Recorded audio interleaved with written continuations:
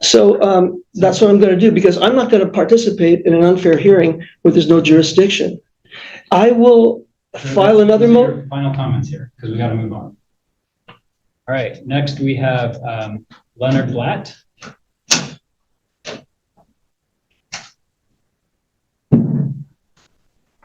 Morning, Mr. Blatt. Morning, pleasure to be here. Mr. Blatt, you filed various motions to dismiss the driving suspended license third degree against you. I've read all of it.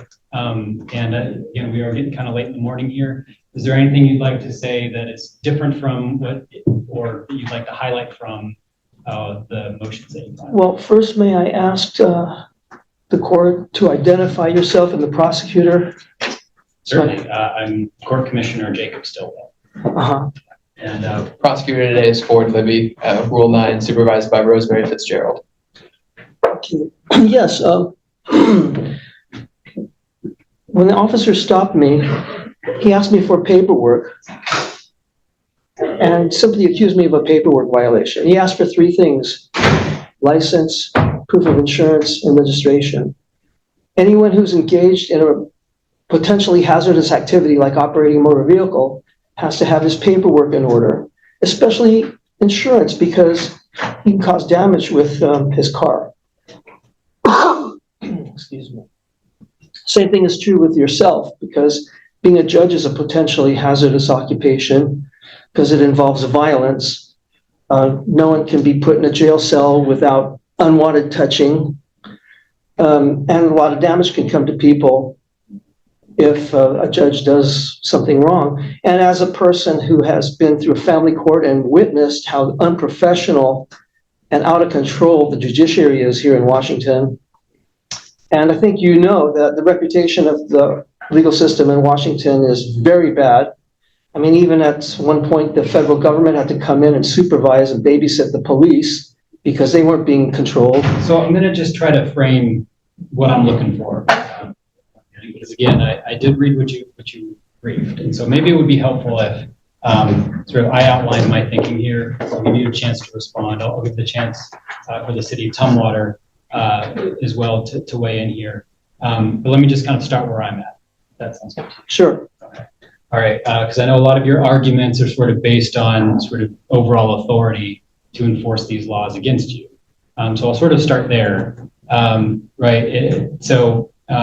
The revised code of Washington, which is the state legal code that is applicable here to criminal offenses related to driver's license. It provides at RCW 4620-342 that it's unlawful for anyone to drive a motor vehicle in the state while the person has a suspended or revoked driver's license.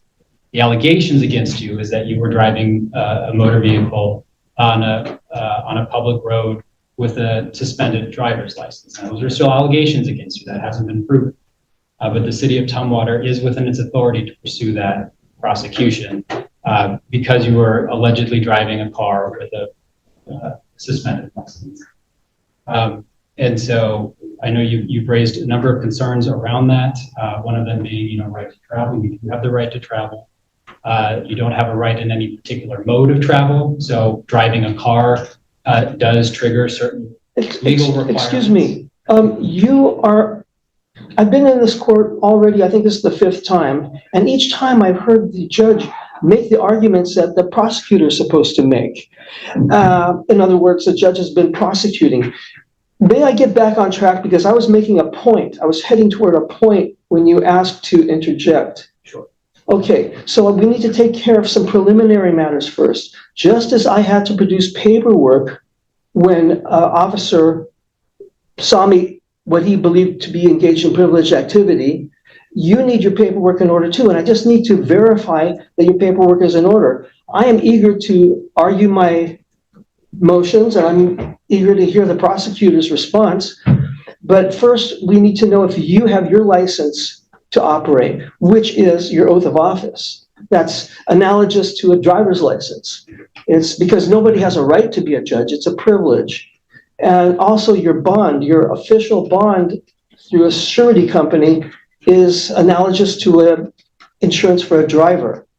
Because if I'm injured, in the course of these proceedings. The judge now turns to Mr. Matson's background and substance abuse history.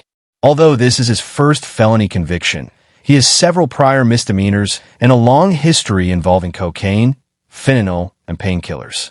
The probation department recommends supervision and treatment, and the judge believes getting him help may be the best path forward. I asked before and I couldn't get a clear answer. Also, your bond is supposed to be filed with the county clerk. And with your permission, I want to make it easy for you. Don't want to make you produce it for me. I could go around the corner to the same building here and verify that your bond is filed with sufficient sureties. So we're not going to do that today for relevancy purposes here, because what's relevant here is not anything related to me. It's related to allegations against you driving. It absolutely is relevant to you, because it's all about whether you have jurisdiction, and you don't have jurisdiction without your oath of office timely filed and a bond with sufficient sureties. And I have a pocket brief here that I'll give you the court and a copy to the prosecutor to show you. I'm going to stop you again, and I don't mean to interrupt here, but you have the opportunity to look at those documents. If you're able to find documents in any way, indicating that we don't have the proper authority or to operate as a court in this case, you're welcome to get those documents and present them. But we're not, during the course of the prosecution, going to chase down every indication without any supported evidence that something's amiss here. So if you have something through a public records request, you're able to bring it. But we're not going to chase down all of those arguments as they pop up. We're not going to play whack-a-mole necessarily with arguments being made without evidence.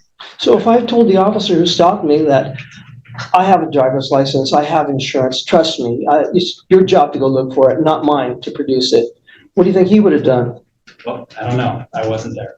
Well, we all know what he would have done. He would have said, that don't cut it. So these are all comments that you made in your briefing. So I'm going to, again, remind you, I've read those arguments that you made. I'm going to give a copy of my pocket brief showing that the judge and prosecutor both require bonding and insurance. And with your permission. And if you have evidence that there hasn't been proper bonding, you can certainly bring it. Well, that's my evidence, my testimony here. Right. Well, you're not alleging it hasn't happened. I am alleging it hasn't happened. Whatever. I am alleging that. Whatever. With your permission, I'll give the court a copy of the pocket brief I just gave to the prosecutor. Sure. But then I'm going to turn it over to the prosecutor to have an opportunity to respond. Isn't it my turn to present my motions? Yes, and you have. And you, No, I have not. You have. You've provided written motions. You've been given some time to sort of summarize what your arguments are here. So we also want to hear from both sides. I need to make a statement for the record so the appellate court can understand. Well, it's 11:33. You got till 11:40. And I'm going to turn it over to the city attorney. Well, if the prosecutor wants you to take 3 months out of my life, you have to give me enough time because the taxpayers are going to pay for this. You see, when the officer first stopped me, it was mistakenly thought that I would pay the $66 fine or however how much it is. And what's going to happen is the opposite. The plaintiff is going to house me, clothe me, feed me, take care of all my needs, medical needs and everything. And I'll get to watch television. I love to watch television. And I love to kick back and relax. And that's what's ultimately going to happen. But we're going to go through due process first. I won't be denied due process. So every district judge, this is RCW 3.34.080. Every district judge pro tempore, and district court commissioner shall, before entering upon the duties of office, take an oath to support the Constitution of the United States and the Constitution of the State of Washington. And as far as bonds, every judge of a municipal court, before entering upon the duties of office, shall take and subscribe the following oath or affirmation. I do solemnly swear or affirm that I will support the Constitution of the United States and the Constitution of the State of Washington.